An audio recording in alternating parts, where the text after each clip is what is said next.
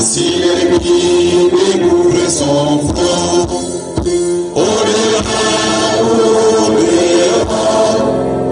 debout sur les remparts. Nous sommes désolés de mourir pour l'Afrique et pour toi, Mali. Notre drapeau, c'est la liberté. Pour l'Afrique et pour toi, Mali. Notre combat, c'est la unité. Oh Mali d'aujourd'hui, oh Mali de demain.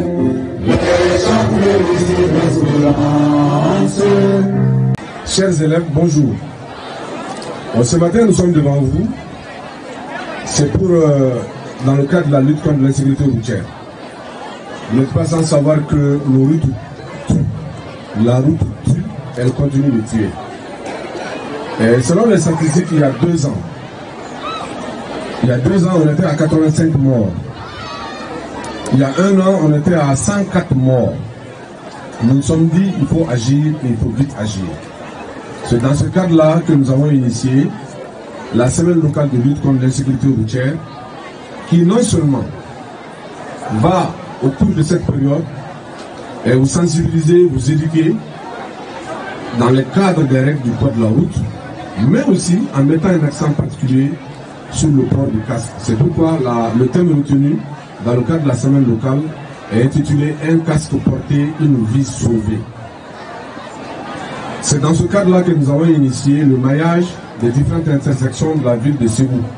C'est pourquoi, pendant les heures de pointe, le matin et à midi, vous verrez dans les différents carrefours des policiers en train de réguler. C'est uniquement pour diminuer de façon significative le cas des accidents dans la ville de Ségou. Depuis que nous avons initié ces mesures, on constate aisément que le taux des accidents non seulement a baissé, mais le nombre de morts aussi a considérablement diminué. Nous sommes pratiquement au 11e mois de l'année 2022. Pratiquement à la fin, il reste 1 mois, on est à 24 morts. Comparativement à l'an passé, où l'année a enregistré 104 morts, présentement nous sommes à 24 morts. Ça signifie qu'on a travaillé et que le nombre de morts a diminué. Et on va toujours continuer, parce que même 1 mort est de trop. Encore moins 24, c'est trop. Donc on va continuer à vous sensibiliser. Et selon nos constats, la plupart des morts résultent du fait que ces usagers n'ont pas porté de casque. Il y a eu beaucoup de cas de traumatisme, c'est-à-dire la tête est touchée, ils ont enregistré des fractures, et puis souvent c'est des interventions complexes du médecin neurochirurgien qui intervient pour faire des opérations à coût très très élevé, souvent entre 300 000 et 400 000 francs CFA. Donc il faut vous sensibiliser, il faut vous inviter, il faut qu'il y ait un engouement, qu'on suscite l'engouement par rapport au port du casque. C'est pourquoi nous sommes présents aujourd'hui au lycée Cabral, qui est un lycée de réputation, un lycée de renommée. Après l'université, on est venu au lycée Cabral pour quand même partager cette semaine avec vous, vous initier, vous sensibiliser, vous éduquer par rapport au port du casque.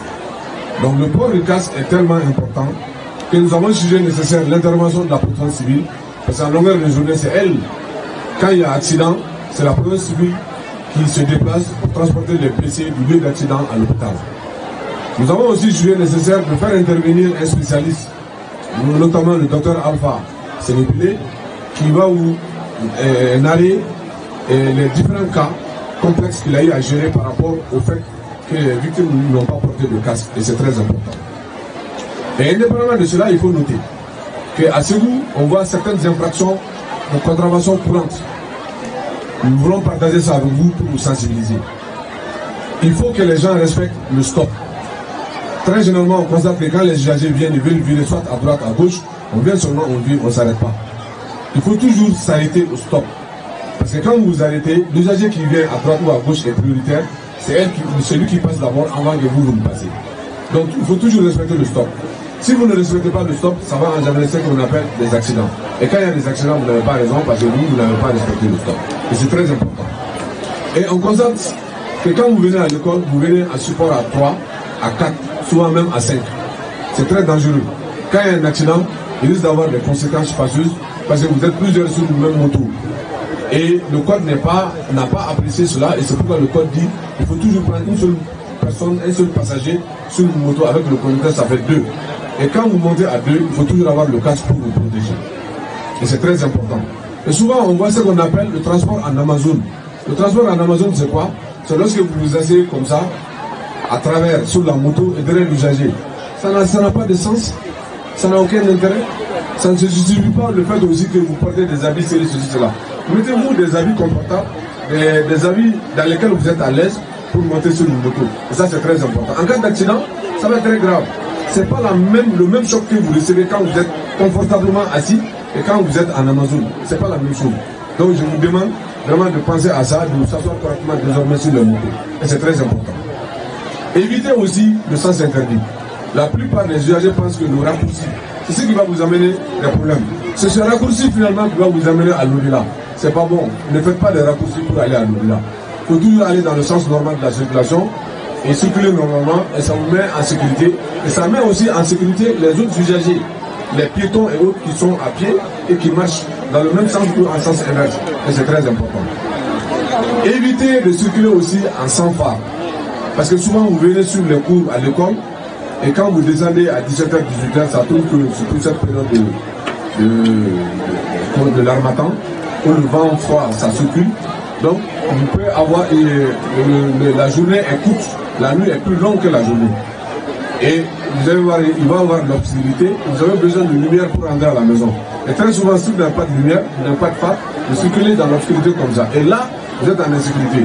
L'usager qui vient en face de vous, si vous n'avez pas de catadiop, il n'est pas en mesure d'apprécier qu'il y a un usager qui vient en face.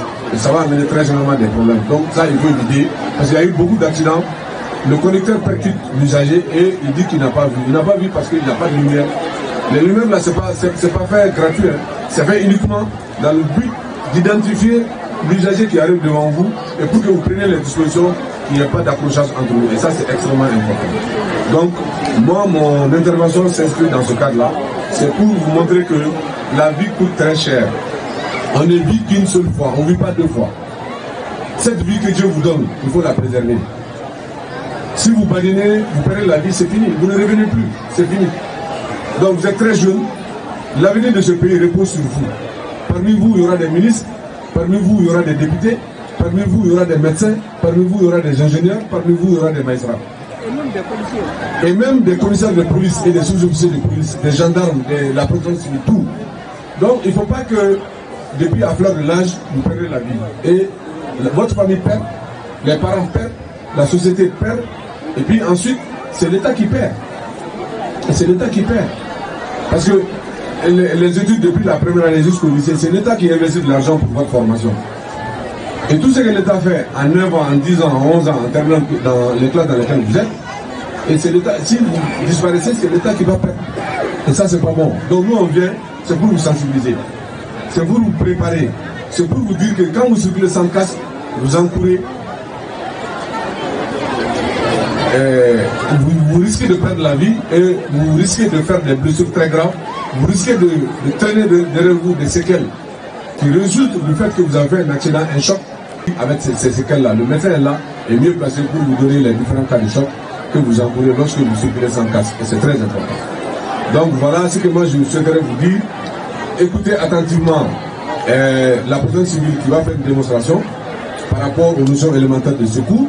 Et ensuite, le médecin spécialiste, Dr Alpha, va intervenir pour donner d'autres explications par rapport au notre cas.